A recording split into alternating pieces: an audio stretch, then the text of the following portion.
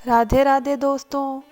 आज हम आपके लिए तिल चोट की कहानी लेकर आए हैं। पर कहानी सुनने से पहले आप हमारे चैनल को सब्सक्राइब कर लीजिए और वीडियो को लाइक कर लीजिए ताकि हमारी पहली कहानी आप तक पहुंच सके। तो चलो आज हम तिल चोट की कहानी सुनते हैं। एक साहूकार और एक साहूकारनी थे। वह धर्म पुण्य को नहीं मानते थे। इसके कारण उनके कोई बच्चा नहीं था। एक दिन साहूकारनी पड़ोसन के घर गई। उस दिन संकट चौथ था। वहाँ पड़ोसन संकट चौथ की पूजा करके कहानी सुना रही थी। साहूकारनी ने पड़ोसन से पूछा, तुम क्या कर रही हो?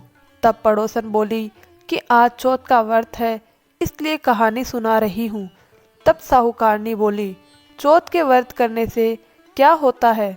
तब पड़ोसन बोली, इसे करने से अन्न धन सुहाग पुत्र सब मिलता है। तब साहूकारनी ने कहा, यदि मेरा गर्भ रह जाए तो मैं 1.25 सेर तिलकुटा करूँगी और चौथ का व्रत करूँगी। श्री गणेश भगवान की कृपा से साहूकारनी के गर्भ रह गया तो वह बोली कि मेरा लड़का हो जाए तो मैं 2.5 सेर तिलकुटा करूँगी।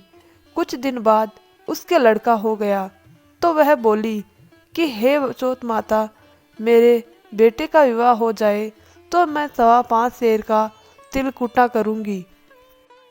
कुछ वर्षों बाद उसके बेटा का विवाह तय हो गया और उसका बेटा विवाह करने चला गया, लेकिन उस साहूकारनी ने तिलकुटा नहीं किया।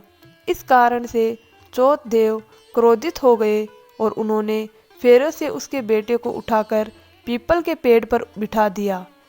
सभी वर को खोजने लगे पर वो नहीं मिला। हताश होकर सारे लोग अपने अपने घर को लौट गए।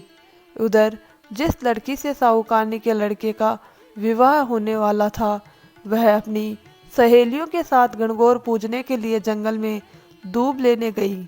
तभी रास्ते में पीपल के पेड़ से आवाज आई, ओ मेरी अद्ब्याही। यह बात सुनकर वह लड़की घर आई। उसके बाद वह धीरे धीरे सूखकर कांटा होने लगी।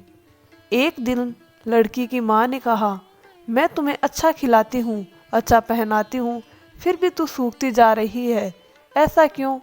तब लड़की अपनी माँ से बोली कि वह जब भी दूब लेने जंगल जाती है तो पीपल के पेड़ से एक आदमी बोलता है कि ओ मेरी अद्ब्याही। उसने मेहंदी लगा रखी है और सहरा भी बांध रखा है। तब उसकी माँ ने पीपल के पेड़ के पास जाकर देखा तो यह तो उसका जमाई ही है।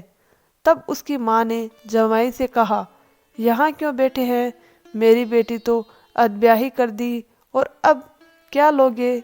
साहूकारनी का बेटा बोला, मेरी माँ ने चौथ का तिलकुटा बोला था लेकिन नहीं किया, इसलिए चौथ माता ने नाराज होकर यहाँ बैठा दिया। यह सुनकर उस लड़की की माँ साहूकारनी के घर गई और उससे पूछा कि तुमने संकट चौथ का कुछ बोला है क्या? तब साहूकारनी बोली, तिलकुटा बोला था। उसके बाद साहूकारनी बोली, मेरा बेटा घर आ जाए तो 2.5 मन का तिलकुटा करूँगी। इससे श्री गणेश भगवान प्रसन्न हो गए और उसके बेटे को फेरों में ले जाकर बैठा दिया। बेटे का विवाह धूमधाम से हो गया। जब साहूकारनी का बेटा एवं बहू घर आए तब साहूकारनी ने 2.5 मन तिलकुटा किया और बोली, हे चौथ देव, आपके आशीर्वाद से मेरे बेटा बहू घर आए हैं, जिससे मैं हमेशा तिलकुटा करके व्रत करूंगी। इसके बाद सारे नगरवासियों ने तिलकुटे के साथ संकट व्रत करना प्रारंभ कर दिया। हे संकट चौथ, जिस तरह साहूकारनी के बेटे बहू से मिलवाया वैसे ही हम सबको मिलवाना। इस कथा को कहने सुनने वालों को भला करना।